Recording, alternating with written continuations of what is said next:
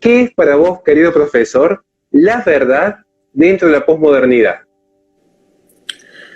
Absolutamente no existe la verdad. Incluso en un ambiente posmoderno ni siquiera te podés plantear esa pregunta que acabas de hacer. La verdad no tiene lugar. Eso lo planteó muy bien un autor norteamericano de la Universidad de Harvard, que ha tenido una influencia nefasta tanto en Norteamérica, en Canadá, por ejemplo, mucho, pero también en la Argentina, aunque en Argentina muchos no lo conocen, pero sí los que idean el proyecto de Argentina como nación sí lo conocen, que es John Rawls.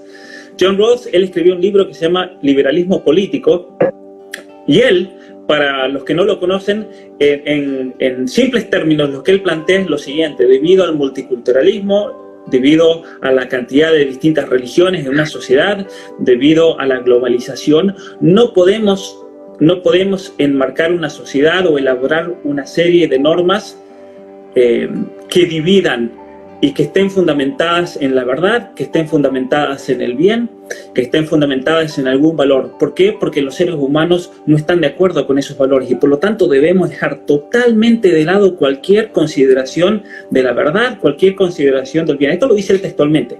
Y entonces Horacio, él dice: lo que debemos buscar hoy en día es el consenso. El consenso de la población es lo que le da legitimidad ontológica, por así decir, aunque él rechaza la metafísica. Él dice: lo mío es un proyecto no de metafísica, sino de liberalismo político, en la cual el consenso es lo central. El consenso, busquemos consenso. Entonces, por ejemplo, el debate del aborto. ¿Cómo pensó?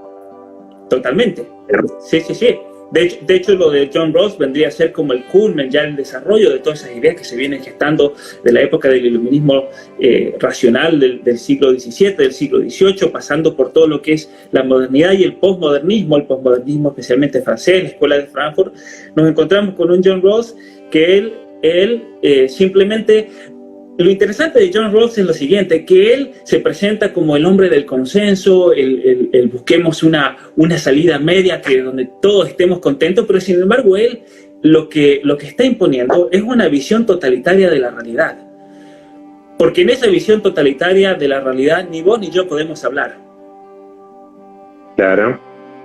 Porque nosotros hablamos ya de entrada con valores, con un fundamento metafísico, con un fundamento de la realidad del ser humano. Entonces, nosotros ya no tenemos cabida en eso, porque en cuanto comenzás a fundamentar metafísicamente tu posición, ya te convertís en un relato particular, no un relato universal que pueda alcanzar contexto. Entonces, él de entrada deja de lado el discurso universitario, el discurso científico. En los debates públicos no se puede traer ningún argumento que el contrario no te vaya a aceptar. Entonces, en el debate sobre el aborto, y él de hecho fue muy criticado porque pone una nota al pie de página la cuestión del aborto, y él saca de la galera que el aborto tiene que ser legal hasta los 3 meses, mínimo.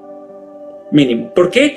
Él dice porque hasta los 3 meses no sabemos qué hay ahí, lo cual es una gran mentira también, es una mentira absoluta. Además, y entonces yo le puedo decir, bueno, pero en definitiva, la cuestión de la personalidad humana del feto es una cuestión filosófica.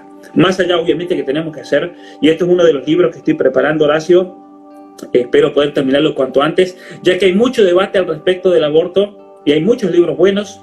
Hay muchos libros que explican el negocio que hay detrás de esto, como el de Lupe Batallán. Está el libro del abogado Pablo Jurman de la Universidad Nacional de Rosario, que habla del poder financiero de fondo, tratando de imponer el aborto. 2 libros geniales, pero yo creo que hay que hacer algo más también de la parte filosófica, que es lo más profundo aquí.